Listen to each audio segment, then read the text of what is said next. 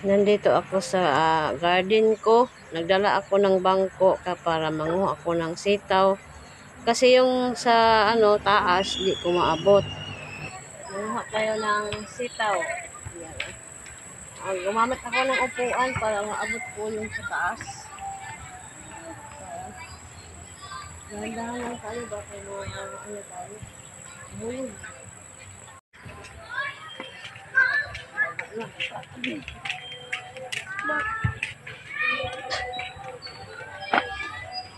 Ito pwede na. Isa no, ito isa. Medyo malaki na. Ampo ba? Dito. Meron pa dito. Kukunin na natin. Kasi masarap pag hindi masyado malaki.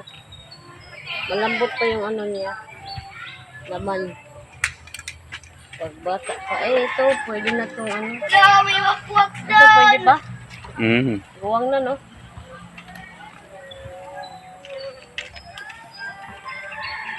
Yan na. Wala na.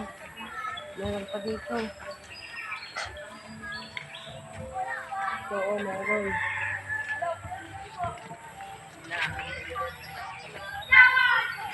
Meron pa dito. Mga 2 araw natin. Alternate. May iba naman.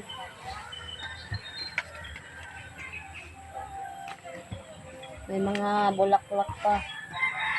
So hanggang magbulaklak ito siya, meron pa talagang makukuha natin ng mga sitaw. Ayun. Pag siya, tuloy-tuloy na. Pag lumaki na yung natin, sitaw, tuloy-tuloy na siya mamunga.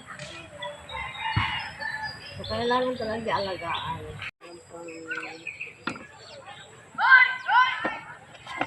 So, kukunin natin yung talong. Laki ng talong dito. Mga pamili. Talong tayo. Ay, naku, mahal. Hindi ako masira yung bulaklak. Ay, ayan, oh. Malaki. Malaki na siya, oh. Isa. Ayan. Yung kutsilyo natin, habol. Ano ito? Mataktak. Ang bunga. Yan na. Tapos meron pa dito isa. Wabas inagid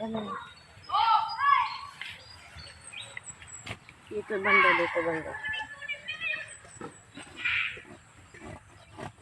Habol. Ayan. So, 3 yung na-harvest natin na talong dito sa planggana.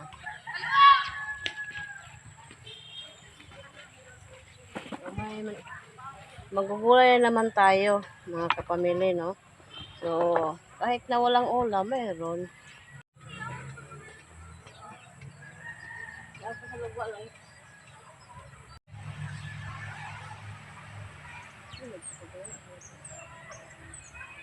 So, ano pa dito sa labas? Ito, labas. Makaagi yun Magpogi, makaagi. Upat na ganito. Karang upat, basta ang gamoy makatayan dito. Iwan yun. Mau ni akong agi, mau ni akong pogi. So dito tayo sa sa labas kasi may mga bunga dito, marami. Doon pa sa unahan. Mga malalaki na yung iba, maliit hindi ko pa kinukuha dahil sa susunod na naman na mga araw dahil alternate yung pagkuha ko mga 2 araw. So pag magtanim talaga tayo may makukuha o pinaghirapan ko talaga to, no? Mga ilang araw to nagbungkal ng mga damo. So yung iba mga kapamilya na may kayo bakura na mga pwede taniman niyo. So, tanim kayo ng sitaw, madali lang to, no? Pag tumutubo siya, alagaan nyo ng mabuti para din kayo, maka-harvest, no? Katulad sa akin. So, kahit na maliit lang na space kasi yung sitaw, madali lang talaga tumubo. So ngayon nga kahapon nagtanim ako ng sitaw kasi yung sitaw kahit na anong panahon siya pwede. Pwede ha sa mga uod, pwede sa siya na madali lang talaga, hindi katulad sa ibang gulay. So inanyahan ko po na magtanim din kayo mga kapamilya no sa mga bakuran nyo. Kahit na maliliit lang, lagyan nyo na lang ng katayan niya para siya makita nyo yung mga bunga niya. So salamat nga pala sa mga subscriber ko, mga viewers ko na patuloy na nanonood ng mga videos ko. Sana palagi kayo sumuporta sa aming video na nandyan kayo sa mabuting kalagayan at salamat sa lahat. God bless you all.